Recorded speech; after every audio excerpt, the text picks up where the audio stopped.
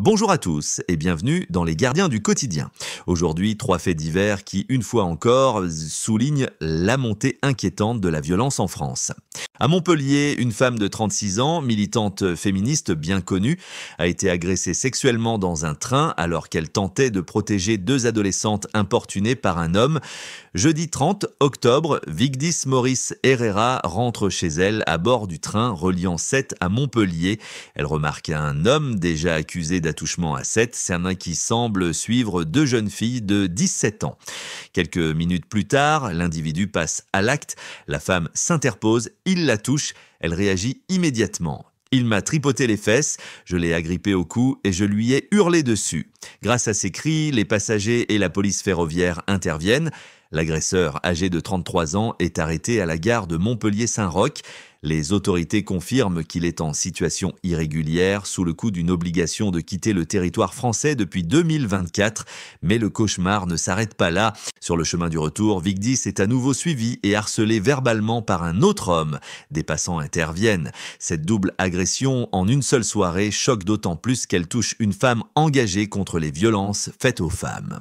Entrepreneur et fondatrice de la plateforme Opalcare, Vigdis Maurice Herrera dénonce aujourd'hui un sentiment d'insécurité grandissant, même dans les lieux publics les plus fréquentés.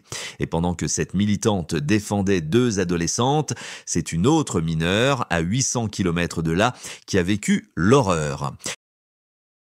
Dans le Pas-de-Calais, à Béthune, une adolescente de 15 ans a alerté les forces de l'ordre après avoir été violée en plein centre-ville. Son appel au secours a permis l'interpellation rapide de 2 hommes d'origine afghane par la brigade anticriminalité. Mercredi 29 octobre, vers 15h, la jeune fille est retrouvée errant, en état de choc, par la police municipale. Elle déclare avoir été agressée sexuellement quelques minutes plus tôt.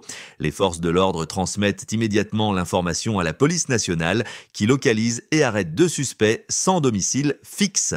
Les 2 hommes sont placés en garde à vue.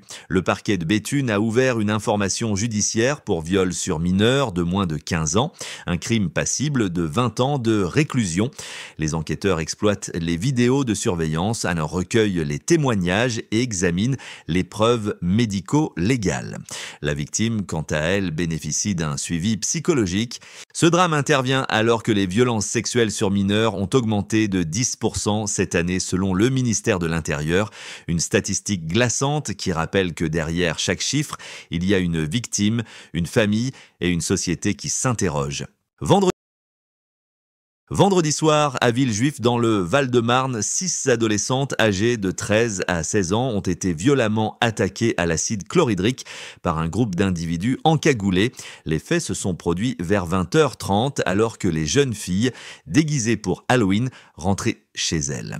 3 agresseurs encagoulés les ont suivis avant de lancer une bouteille contenant un liquide corrosif à leurs pieds. Le mélange composé d'acide chlorhydrique et d'aluminium a explosé au contact du sol. Par miracle, aucune blessure grave, mais toutes les victimes sont en état de choc. Les pompiers spécialisés en risques chimiques sont intervenus immédiatement. Une enquête a été confiée au commissariat du Kremlin-Bicêtre. Le parquet de Créteil suit de près l'affaire. Cette attaque d'une lâcheté inouïe intervient malgré les consignes de vigilance renforcées données par le ministre de l'Intérieur à l'approche d'Halloween, une nuit censée être festive, devenue cauchemar. 3 faits divers, 3 drames, 3 visages d'une même inquiétude. Femmes, adolescentes, mineures, les victimes se multiplient et à chaque fois, la même question revient. Jusqu'à quand?